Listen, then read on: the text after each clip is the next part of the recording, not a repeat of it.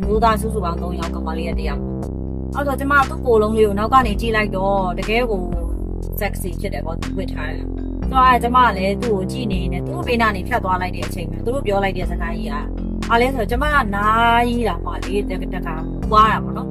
ဘာပြောလိုက်လဲဆိုတော့ဟိုဟာတဲ့ကိုရောက်တာနဲ့ချက်ချင်းမလုပ်ဘူးတဲ့ဒီဟာလေးပါလေးချအောင်ပဲတဲ့အားလုံးပဲမင်္ဂလာပါခင်ဗျာကျွန်တော်ရဲ့ channel ကနေပြန်လည်ကြိုဆိုလိုက်ပါရခင်ဗျာကျွန်တော်တို့ဒီနေ့အတူတူကြည့်မဲ့ဗီဒီယိုလေးကတော့ဒီအမကြီးတယောက်ကသူလမ်းမှာဖြတ်သွားဖြတ်လာလို့ရင်းနဲ့ကောင်မလေးတယောက်တည်းနဲ့ကောင်လေးတွေနဲ့အတူတူသူဘေးကနေဖြတ်သွားနေတော့မှာပဲကောင်မလေးရဲ့ပြောလိုက်တဲ့စကားတစ်ခုဟာခုခေတ်မှာမိန်းကလေးတွေတော်တော်များများမဟုတ်ပေမဲ့တချို့သောမိန်းကလေးတွေဟာငွေရလန်းကိုအလွယ်လိုက်ပြီးတော့ဘလို့တွေပျက်စီးလာနေတယ်ဘလို့စကားတွေပြောတယ်ဘလို့အသုံးလုံးနေနေရှက်တဲ့ကိစ္စတွေကိုမရှက်တော့ဘဲနဲ့သူတို့ဟာဒီဂုံယူစရာတစ်ခုလိုပြောဆိုနေထိုင်ပြီးတော့ငွေရလန်းကိုအလွယ်လိုက်နေတဲ့ကိစ္စလေးနဲ့ပတ်သက်ပြီးတော့ဒီဗီဒီယိုဖိုင်လေးကိုမတယောက်ကပြောထားတာဖြစ်ပါတယ်။အဲ့ဒီဗီဒီယိုဖိုင်လေးကိုလည်းကျွန်တော်နဲ့အတူတူကြည့်အောင်ပါခင်ဗျာ။မျိုးသားစုစုပေါင်း3ယောက်ကမလေးရတယောက်ပေါ့။အဲ့တော့ကျမသူ့ကိုယ်လုံးလေးကိုနောက်ကနေကြည့်လိုက်တော့တကယ်ကို sexy ဖြစ်တယ်ပေါ့သူဝတ်ထားတယ်။ဆိုတော့ကျမကလည်းသူ့ကိုကြည့်နေနေသူ့ဘေးနားနေဖြတ်သွားလိုက်တဲ့အချိန်မှာသူတို့ပြောလိုက်တဲ့စကားကြီးကအားလဲဆိုတော့ကျမကနားကြီးတာမှလေတက်ကပွားတာပေါ့နော်။ဘာပြောလိုက်လဲဆိုတော့ဟိုဟာတဲ့ကိုရောက်တာနဲ့ချက်ချင်းမလုပ်ဘူးတဲ့ဒီဟာလေးပါလေးချအောင်ပဲတဲ့ကျမတို့နေတဲ့ရက်ကွက်နားမှာစက်ယုံကြီးဒီအများကြီးရှိတယ်ထဲကျုပ်စက်ယုံကြီးပေါ့နော်ဆိုတော့ဒီနေ့ကျမစာသွားတင်ကျမဆိုင်ကယ်လေးနဲ့စာသွားတင်ရင်လည်းထဲကျုပ်စက်ယုံနဲ့ကိုပိုင်ကျောင်းနဲ့ဂျားထဲမှာဂုံတရာကြီးရှိတယ်အဲ့ဂုံတရာကြီးကိုကျမဂုံတရာပေါ်တက်တော့ကမလေးတယောက်ကတော်တော်ပဲခစ်ဆန်ဆန်ဝတ်စားဆင်ရထားပါပေါ့နော်ဆိုတော့သူ့ကိုအမျိုးသားတယောက်ကဖတ်ထားတယ်သူ့ရှေ့မှာအမျိုးသား2ယောက်ရှိတယ်ဆိုတော့အဲ့လိုပြောလိုက်တော့ကျမတော်တော်လေးကို shock ရသွားပါပေါ့နော်ဒါ night life မဟုတ်တဲ့ day life မှာလည်းဒါမျိုးတွေရှိပါလားပေါ့နော်များသောအားဖြင့်ကျတော့အဲ့လိုမျိုးမူးရည်တောက်စားပြီးတော့စီးတွေချပြီးတော့ night life မှာပဲဒီလိုမျိုးတွေဖြစ်ကြတယ်လို့ကျမသိထားတာအခုကျတော့အဲ့ day မှာတွေကိုသူတို့တွေကအဲ့လိုအလုပ်တွေဖြစ်နေကြတာဆိုတော့အဲ့နာမှာလည်းအဲ့လိုမျိုးဘီယာဆိုင်နေစင်တင်နေပြီးတဲ့ခါကျရင်တက်ခိုခန်းနေလည်းအများကြီးရှိတယ်အဲ့တော့ဆိုတော့အဲ့နေရာမှာကဟိုပတ်စံရှာကြတာတော့ရှာကြတာပဲခုခေတ်ကြီးမှာအကုန်လုံးကြက်တယ်ပြီးပတ်စံရှာကြတာဆိုပေမဲ့ရိုးရိုးသားလှုပ်ရှားနေတဲ့စက်ယုံလှုပ်ရှားနေတဲ့ပညာရေးကိုဆက်ပြီးတော့တက်လှမ်းဖို့အတွက်အဆင်မပြေနိုင်တဲ့မိန်းကလေးတွေစက်ယုံလှုပ်ရှားနေတဲ့စက်ယုံအလုပ်ကိုလုပ်နေကြတဲ့ physical worker တွေပေါ့နော်အဲ့တော့ blue collar workers တွေလို့ပြောရမှာပေါ့အဲ့သူတို့တွေလည်းရှိတယ်နော်ဆိုတော့သူတို့တွေလည်းပဲတလားကိုဟိုစက်ယုံလုပ်တဲ့ကောင်မလေးဆိုလို့ရှိရင်3000ခွဲ3သိန်းခွဲ4သိန်းရကြပါတယ်တချို့တွေဆိုလို့ရှိရင်နည်းနည်းလေး experience ရလာတဲ့အခါမှာ9သိန်းနေပါတွေတောင်ရကြတဲ့ကလေးတွေရှိတယ်ရက်မှန်ကြီးပိုင်းနဲ့တွက်လိုက်ရင်သူတို့တလားဝင်ငွေရလည်းမနှဲလာဘူးအဲ့တော့ကမလေးတွေလားစာထုတ်တဲ့အချိန်ကြလို့ရှိရင်သူတို့လိုချင်တဲ့အင်ကြီးလေးတွေဝယ်ကြတယ်စားကြတယ်တောက်ကြတယ်ဒါကျမတို့ရက်ွက်ထဲမှာအမြဲတမ်းမြင်နေရတာပဲလေအဲ့တော့ဒီလိုအလုပ်ကိုရွေးထားတဲ့ဒီကောင်မလေးတွေလက်ကြောမတင်းတဲ့ကောင်မလေးတွေပေါ့နော်ဆိုတော့သူတို့ကစဉ်းစားကြည့်ကြပါဦးရှင်သူတယောက်နဲ့ယောက်ျားလေး3ယောက်နဲ့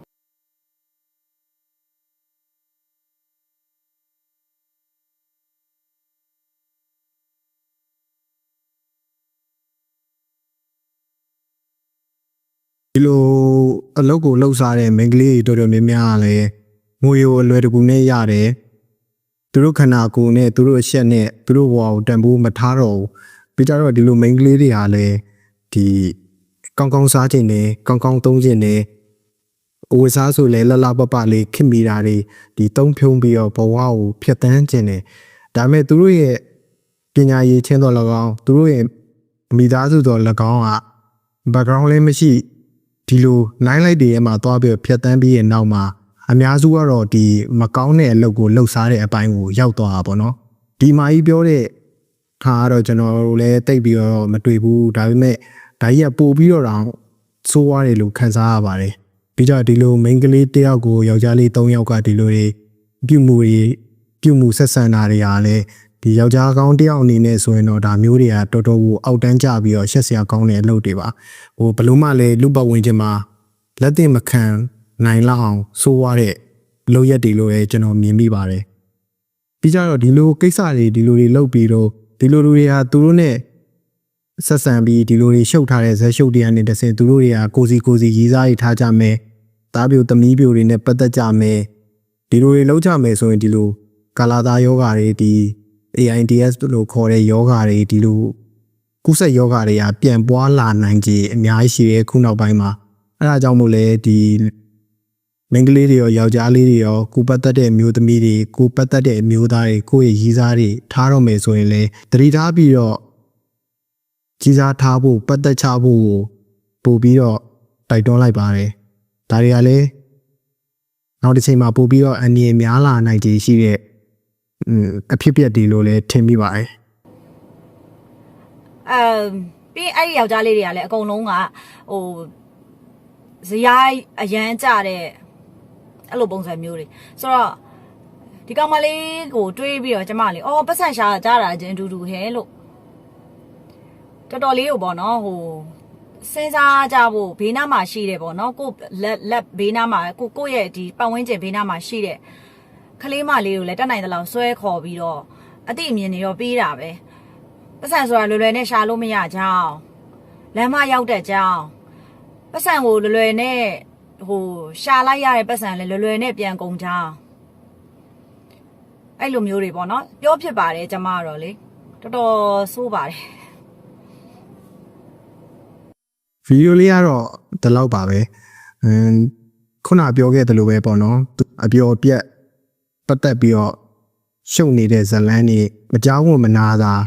ဖြစ်စေတဲ့ဖြစ်ပျက်တွေကိုလုပ်နေကြတယ်ဆိုပေမဲ့ဒီအလူတွေကနေတဆင့်ကျွန်တော်အပြင်မိန်းကလေးတွေအပြင်ကယောက်ျားလေးတွေကိုပတ်သက်ဆက်နွယ်ပြီးတော့ဒီလိုတွေဇလန်းတွေရှုပ်မယ်ဆိုရင်တော့ဒီယောဂတွေကပြန်ပွားလာနိုင်ခြေအများကြီးရှိပါတယ်အဲဒါကြောင့်ကိုသားသမီးမွေးထားတဲ့မိဘတိုင်းလည်းကိုသားသမီးတွေကိုဂရုစိုက်ဖို့လိုအပ်တယ်လို့အရွယ်ရောက်ပြီးတဲ့လူတွေအားလုံးဟာလည်းမိန်းကလေးရောယောက်ျားလေးရောရည်သားထားမယ်ဆိုရင်ကျွန်တော်ခုနပြောသလိုပဲအရန်အလွယ်မလိုက်ပါနဲ့အရန်လွယ်လွယ်လေးနဲ့မဆုံးဖြတ်လိုက်ပါနဲ့တေချာစုံစမ်းမှာဒီလူဟာရိုးသားရဲ့လားသူ့ရဲ့သမိုင်းကြောင်းဟာပါလဲရှုပ်ရှုပ်ရှက်ရှက်လားဇယိုက်ဆန်လားဒီလူတွေနိုင်လိုက်တွေမှာပျော်မွေးတဲ့လူတွေဖြစ်လာဆိုတဲ့ဟာတွေကိုအချက်တွေကိုအဓိကထားပြီးတော့ဆုံးဖြတ်ကြဖို့အတွက်ကျွန်တော်ရဲ့ဗီဒီယိုလေးကနေတိုက်တွန်းလိုက်ပါတယ်နောက်မြန်မာလည်းဒီလိုဘဝတုဒ္ဒရစရာဗီဒီယိုလေးတွေ့အခုလိုပဲပြန်လည်မျှဝေပေးပါမယ်ကျွန်တော်ရဲ့ဗီဒီယိုကိုအဆုံးထိကြည့်ရှုအားပေးတဲ့မိတ်ဆွေများအားလုံးလည်းကျေးဇူးတင်ပါတယ်ခင်ဗျာ